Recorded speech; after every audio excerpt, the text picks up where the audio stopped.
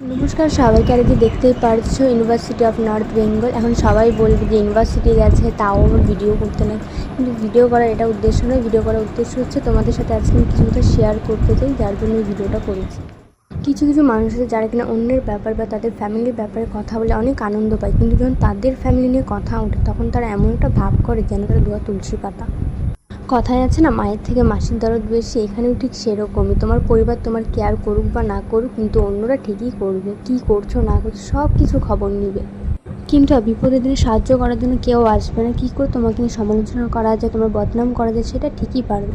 তাই আমি তোমাদের সবাইকে একটা কথাই বলতে চাচ্ছি যে লোকের কথা শুনে কোনো দিন মেয়েদেরকে বকা দিও না, কারণ তোমাদের মেয়ে তোমরা ভালো বুঝবে। আর এটা বেশি মেয়েদেরকেই ফেস করতে হয়। ছেলে মানুষ যা খুশি তাই করুক, কিচ্ছু যায় আসে না, কিন্তু মেয়েদের ক্ষেত্রে নয়।